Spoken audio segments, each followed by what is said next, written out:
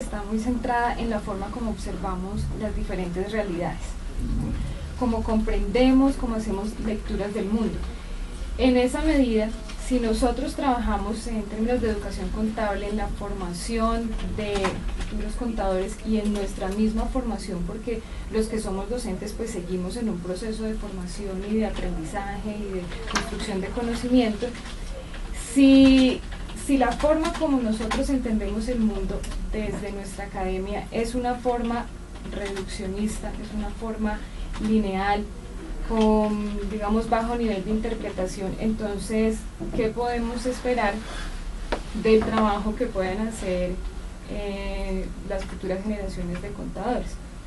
Y con esto no quiero decir que sea culpa de los docentes o culpa de los estudiantes, simplemente hay ciertas preocupaciones que tenemos muchos docentes y, por ejemplo, una tiene que ver, relacionándolo con una noticia que se dio la semana pasada sobre los resultados en las pruebas Saber Pro, donde se planteaba que el 60% de los estudiantes que habían presentado esa prueba tenían graves dificultades para comprender textos y redactar. Y resulta que, curiosamente, pasa en un estudio que se hizo sobre estos exámenes en educación superior, que los estudiantes de contaduría mostraban determinados niveles en esa área al ingresar a la universidad, y al terminar, o sea, al hacer ya sus pruebas de educación superior, terminaban con el nivel más bajo. O sea, ese fenómeno es completamente... O sea, la educación contable deseduca. Ese fenómeno es completamente vergonzoso. Pues fíjense que cuando yo escuché esa noticia el año pasado, creo que fue, recordé el título de una ponencia que presentó el profesor Albert Quijano hace algunos años en la Universidad de Manizales, que lleva por título En mi juventud interrumpí mi formación para estudiar contaduría pública. Pues, recordando ese título, me hacía la pregunta y me la sigo haciendo, bueno, ¿cuál es el papel de los docentes en esa formación o de formación de los contadores públicos? O sea, ¿cómo es posible que entren con un nivel y salgan más abajo? O sea, ¿qué es lo que está pasando ahí? O si es que los niveles de exigencia en el programa de contaduría no son lo suficientemente buenos, porque una vez se escucha ciertos comentarios de estudiantes que dicen, no, yo estudiaba más en el colegio que en la universidad.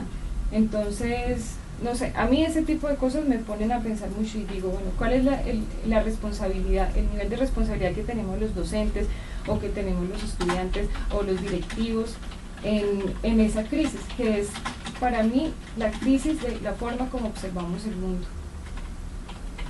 Bueno, de hecho, profesor, antes de su intervención, hay un dato curioso. Hace un mes, justamente hablando en la primera versión de este programa, alguno de los estudiantes decía que uno de los temas más frecuentes por los cuales uno estudia contaduría pública era o porque daba plata, digamos, facilitaba conseguir trabajo, o porque era muy fácil. Profesor Edgar, ¿realmente es tan fácil estudiar contaduría pública? No, yo quisiera como referirme a un pedaleo que ha hecho Jairo desde el comienzo, y es si es crisis o no crisis, ¿cierto?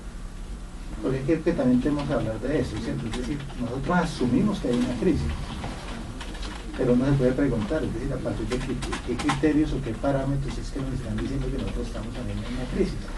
Porque es que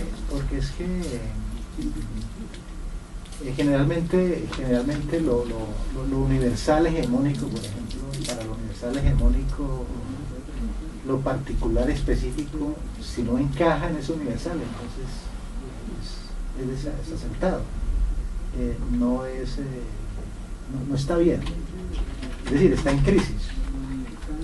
Entonces se dice que la ética está en crisis, pero está en crisis también porque digamos que hace contracultura y contraética a otra ética que es universal, para plantear un desacuerdo. A mí, en términos, por ejemplo, de las mediciones de las pruebas, a mí igualmente eso no me preocupa. Eso depende de cómo, primero que hay que examinar exactamente cuál es el tipo de pruebas que se está haciendo. No es lo mismo que esas pruebas objetivistas a hablar como esas pruebas por competencias o las pruebas por habilidades, en fin, eso hay una problemática que nosotros no hemos estudiado seriamente. Segundo, decir que los estudiantes hoy en día, claro, es que hoy en día el estudiante también es diferente, no es el estudiante que tiene que ser medido bajo los raseros de criterios del pasado. No, el estudiante hoy en día es un estudiante casi que polifuncional, es un estudiante diferente, es un estudiante despierto, que seguramente lo que exige es que nosotros como educadores le hagamos una mirada completamente distinta, porque esas miradas ya fosilizadas, esas miradas ya incluso de censura, nosotros eso también me cuestiono yo mucho permanentemente, ¿cierto? Es que nosotros nos la pasamos pues a partir de ciertas edades y nos la pasamos censurando pues al estudiante que es incapaz, que el estudiante no puede, que el estudiante no responde, que no está en el marco de las pruebas. Creo yo que tenemos que cambiar de forma como miramos al joven universitario hoy en día. El joven universitario es precisamente joven, llega a la universidad con un sentido completamente diferente al que nosotros teníamos o tenemos incluso actualmente. Y creo que a nosotros nos falta estudiar mucho, realmente al nuevo joven para comprenderlo, ¿cierto? Incluso en su espacio sociocultural, en su forma como crea conocimiento, en su manera como incluso interactúa, en sus formas simbólicas. Y yo creo que ahí nosotros nos estamos equivocando, es decir, porque es que la juventud hoy en día es otra cosa diferente a la juventud de hace 10, 15 años, 20 años, 30 años. Y por supuesto pues son dinámicas que corresponden precisamente a la forma como el mundo se está moviendo. Y creo que ahí aparece la siguiente dificultad en términos de los docentes. O sea, un docente que no logra leer al estudiante realmente para intentar su formación, pues es un docente que se equivoca. Los hay esos docentes que intentan apabullar al estudiante a punta de conocimientos fosilizados y que respondan en unos criterios, en unos parámetros, y resulta que el docente se siente muy bien porque se cataloga a nivel de experticia o es el experto que está impartiendo el conocimiento, cuando realmente está desconociendo ese ser que está delante de él, ese sujeto que está delante de él, esa persona que está delante de él, que definitivamente tenemos que formar. Es decir, el reto de un docente es formar. Y para formar el docente tiene que interpretar al estudiante, no censurarlo, tiene que, es decir, ese estudiante que está ahí con él, tiene que sacarlo adelante. Eso es como el padre de familia, ¿cierto? El padre de familia con los hijos no se puede poner a criticar a los hijos, claro, es que hay que educarlos y formarlos. Pero igual creo yo que la enseñanza con amor también tiene que hacerse presente. Creo que hay que rescatar el amor en la enseñanza también, porque es que hay mucha docencia que está por ahí trabajando, que realmente trabaja más por el beneficio que se le representa a nivel utilitario, pero no por el amor que se le debe colocar allí a la docencia. Y definitivamente ese amor implica la comprensión, ese amor implica el entendimiento, ese amor implica el ponerse en los zapatos del otro, ese amor implica muchos niveles de comprensión. Yo lo veo pues de esa manera. Aparte que buena la pregunta que hace Jairo, creo que le pedalea ahí, bueno, pero crisis, ¿estamos o no en crisis? Yo digo, hay una crisis, pero es una crisis de pensamiento que toca con la contaduría pública. ¿Y cuándo digo yo crisis de pensamiento? Una sencilla razón, es decir, cuando tenemos unas estructuras teóricas, pedaleamos enseñando unas estructuras teóricas que definitivamente no ayudan a resolver nuestros problemas. Y no sabemos cómo, pero no lo resuelven. Pero tenemos entonces que cuestionar el método, cuestionar la metodología, tenemos que cuestionar una serie de cosas acerca de cómo venimos construyendo o no la realidad nueva. Bueno, yo aprovecho el espacio para un pequeño comentario que nos envían desde Medellín, John Henry Cortés, diciendo que la crisis es más una metáfora que usamos los individuos para poder escaldar peldaños y para poder emprender nuevas búsquedas. Parece que en este tema un poco deberíamos avanzar hacia cuáles son los horizontes para aparentemente solucionar la crisis. Es decir, si usted nos pone cuidado a nosotros, hay dos posiciones de todas maneras aquí muy claras, porque digamos que al menos lo que hemos verbalizado, ¿cierto? Es ese criterio individual que ve la crisis únicamente que impacta o impele al sujeto mismo, es decir, lo individual.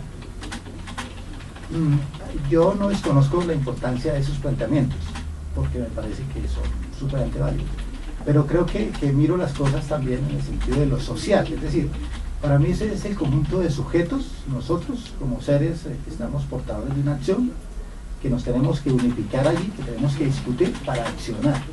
Por supuesto lo individual está presente, pero las soluciones tienen que ser unas soluciones grupales. Porque lo otro también cae en el sentido de la voluntad, es decir, claro, yo me levanto al otro día a trabajar simplemente porque tengo algo de confianza en mí y porque yo tengo la capacidad de decir, tengo que levantarme. tengo que ir a trabajar. Eso es una posición individual porque para otros puede parecer indiferente si usted levanta o no levanta, pero es una posición muy subjetiva, ¿cierto?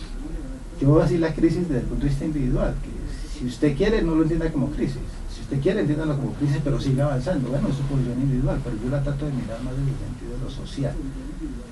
Lo individual es importante, pero lo social es lo que, donde los sujetos tenemos que ponernos de acuerdo.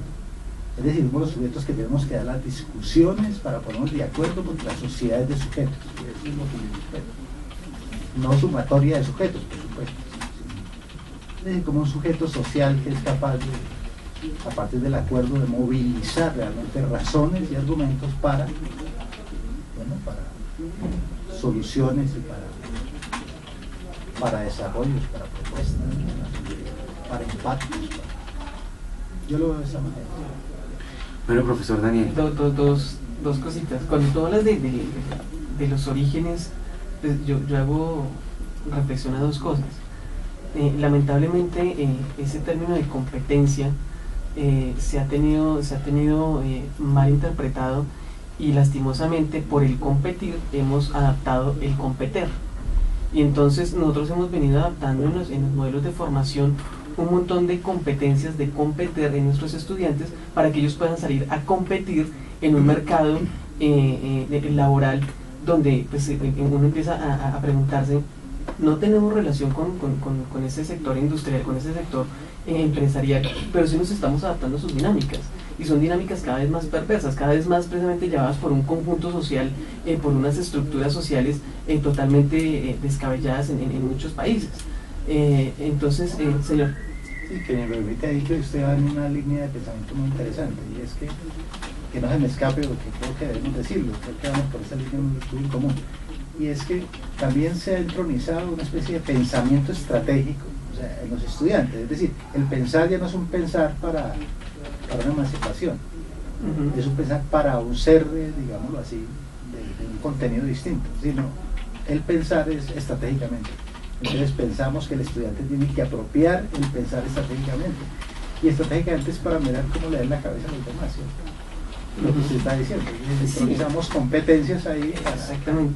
Y creo yo que ahí es donde pues yo como economista soy totalmente autocrítico, y muchas veces me preguntan por qué estudié economía, pero definitivamente lo que uno se puede ver es que esas dinámicas económicas, esos modelos económicos que ahorita estábamos muy ligeramente tocando, pues han venido condicionando un montón de parámetros sociales, al punto que casi que uno puede decir que los modelos educativos mal o bien se están adaptando a esas dinámicas de mercado, que me parece muy perverso, porque ya no se estudia por el placer de conocer, sino se estudia por la obligación de ser competente y de insertarse en un mercado laboral.